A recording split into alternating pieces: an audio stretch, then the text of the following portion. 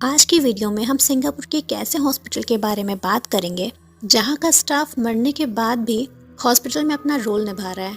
वैसे तो ये हॉस्पिटल कहा जाता है कि खंडर है क्योंकि ये काफ़ी पुराना हो चुका है, लेकिन सबसे पहले हम समझेंगे इस हॉस्पिटल के पीछे की स्टोरी के बारे में। तो चलिए बिना टाइम गवाए वीडियो को शुरू करते हैं। तो कहानी शुरू होती है सिंगापुर के एक छोटे से गांव से जिसका नाम है चंगी, और यहाँ पे जो हॉस्पिटल है उसका नाम है चंगी हॉस्पिटल। तो ये एक ऐसी जगह है जहाँ पे माना जाता है कि भूत प्रेतों का वास है। इस हॉस्पिटल में जितने भी लोगों की जानें गई हैं, आज वो एक आत्मा बन के यहीं पे रहने लगे हैं और इंसानों की तरह अपना अपना रोल प्ले कर रहे हैं और आने जाने वाले लोगों को चेतावनी भी देते हैं और चेतावनी के तौर पे उन्हें डराते भी हैं कि ये जगह हार्मफुल है। अस्पताल से कब्रगाह बने चंगी हॉस्पिटल का जो हिस्ट्री है उसी के बारे में मैं आपको बताऊंगी इस वीडियो में। इस हॉस्पिटल का जो निर्माण हुआ था वो 1930 में हुआ था। यहाँ पे जितने भी वर्ल्ड वॉर के टाइम के सैनिक थे उनका इलाज करवाया जाता था। तो इस हॉस्पिटल का यही एक उद्देश्य था कि सारे ही सैनिकों का इलाज यहाँ पे करवाया जाए। समय ये एक मिलिट्री हॉस्पिटल हुआ करता था और सेकेंड वर्ल्ड वॉर के बाद से यहाँ पर जापान का कब्जा हो गया था। तो उस समय हज़ारों की संख्या में जो जापानीज सोल्जर्स थे वो यहाँ पे लाए जाते थे, बट आते हज़ारों सैनिक थे और उससे ज़्यादा जो लाए गए सैनिक होते थे, मतलब आते जा रहे हैं और वहाँ पे मरते जा रहे हैं, मतलब ट्रीटमेंट अच्छा उनको मिल नहीं पाता था। लेकिन उस समय मेडिकल सुविधाएं भी खास उपलब्ध नहीं थी, इस वजह से भी कहा जाता है कि सैनिक मरते चले जाते थे।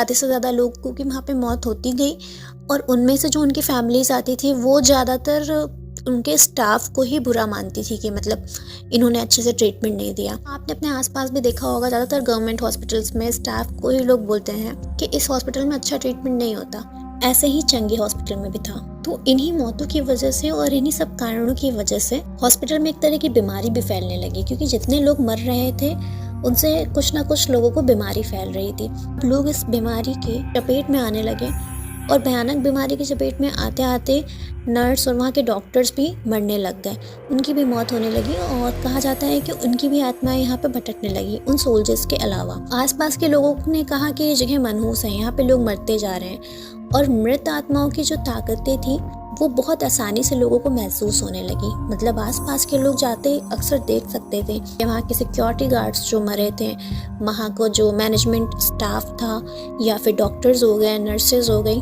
सबके साए अक्सर लोगों को दिखाई देते थे। और कहते हैं कि यहाँ पे जो जवान एक बार इलाज करवाने आया वो अपने घर वापस नहीं गया।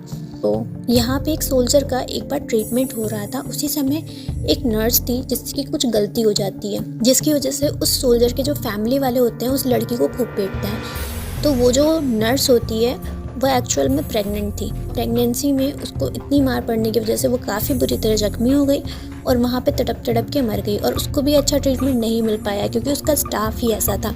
गर्भवती अवस्था में मरने के बाद भी वो आज भी हॉस्पिटल के चक्कर काटती रहती है और आज भी हॉस्पिटल में वही बेड्स पड़े हुए हैं जहाँ पे पेशेंट लेटा हुआ है, दर्द से जूझ रहा है और लोग उसी बीमारी में आसपास टहल रहे हैं। और वो नर्स भी बेड पे जा जाके सारे ही सोल्जर्स को चेक कर रही है, यहाँ तक कि सिक्योरिटी गार्ड भी हॉस्पिटल के चक्कर लगा रहा है।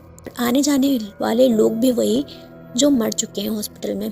आसपास के लोग बताते हैं कि आसानी से यहाँ पे काम करते हुए लोगों को, पेशेंट्स को आते जाते, पेशेंट्स के फैमिली मेम्बर्स जो मर चुके हैं और बीमारी से ग्रसित थे उन सबको यहाँ पे देखा जा सकता है और वो मरने के बाद भी अपना रोल यहाँ पे प्ले कर रहे हैं। तो फिलहाल तो अगर कभी आप सिंगापुर जाइएगा मुझे ज़रूर बताइएगा कि आपने इस हॉस्पिटल का टूर लिया या नहीं लिया। मिलते हैं फिर अपनी एक नेक्स्ट वीडियो में, तब तक के लिए आर्नल्ड टॉक साइनिंग ऑफ।